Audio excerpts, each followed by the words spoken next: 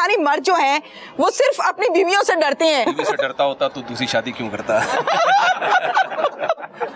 باقی یہ جو ایک دلچسپ بات یہ ہے کہ جب سے مودی نے دھمکی دی ہے نا ہمیں، تو پاکستان نے جس حساب سے عوام نے میمز بنائی ہیں جی اس سے تو صاف پتہ چل رہا ہے یہ جنگ سے بالکل بھی نہیں ڈرتے، ذرا بھی اس کو سیریس نہیں لیا. پیغام اچھا دیا ہے بھائی، جو قوم جنگ کو انجوائے کر رہی ہے، دھمکی کو انجوائے کر رہی ہے. میرے آدھے سے زیادہ رشتہ دار انڈیا میں ہیں. یہ میٹر چل رہا ہے، چلتے چلتے سلو ہوتا ہے، پھر 1 منٹ کو رک جاتا ہے، پھر کو ٹیوننگ تھوڑی سی مودی کی ہوتی ہے، پھر کو 2 4 5 ماہ گزرتے ہیں، پھر اس کو کہیں نہ کہیں سٹاپ لگ جاتا ہے، پھر اس کا سلومو شروع ہو جاتا ہے. مودی کو ہر 4 دن کے بعد کوئی نہ کوئی ڈرامہ اس لیے کرنا پڑتا ہے کہ جس بیس پہ آپ کو لایا گیا ہے جی تو اگلا پوچھتا ہے نا کہ آپ وہ کام کر کے دکھا رہے ہیں کہ نہیں دکھا رہے. اوکے، آپ کو لایا اس بیس پہ کیا تھا کہ آپ تڑیاں لگاتے رہیں 4 دنوں کے بعد. تو بات یہ ہے کہ جو موجودہ حکومت ہے نا جی اس کی کھوپڑی آؤٹ ہوئی ہوئی ہے. ٹھیک ہے، مودی کی. مودی کی کھوپڑی.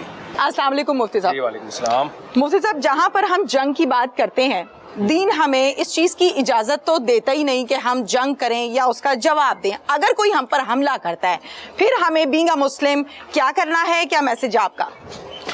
میں نے ابھی بھی بارڈر پہ جو حدیث سنائی ہے نبی صلی اللہ علیہ وسلم کی صحیح حدیث ہے. آپ صلی اللہ علیہ وسلم نے فرمایا لا تتمنوا لقاء العدو فاذا لقيتم فاصبروا واعلموا ان الجنة تحت ظلال السيوف. جی فرمایا دشمن سے لڑائی کی تمنا مت کرو، لیکن اگر لڑائی میں تمہیں دھکیل دیا جائے، جی ظاہر ہے ہم دفاع میں تو لڑنے کا ہر ایک کو حق ہوتا ہے، بالکل بلکہ ضروری ہے.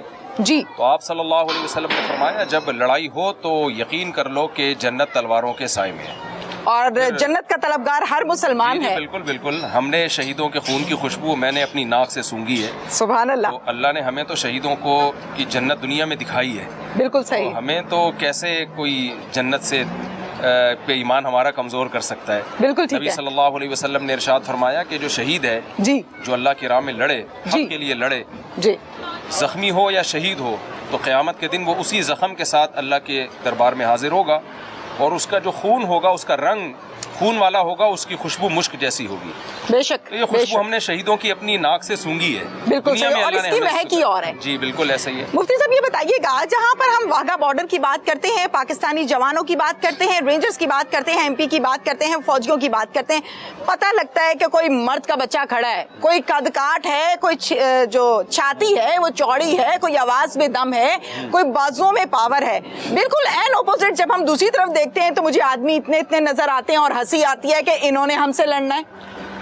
میں بار بار ایک بات کہتا ہوں، دیکھیں کبھی بھی ایسی بات نہیں کرنی چاہیے جس سے دونوں ملکوں کی عوام میں اشتعال پیدا ہو. صحیح. انڈیا کی عوام، پاکستان کی عوام، میرا خیال ہے تجزیہ ہے، سب ایک دوسرے سے محبت کرتے ہیں، جی ایک دوسرے سے رشتہ داری ہیں ان کی.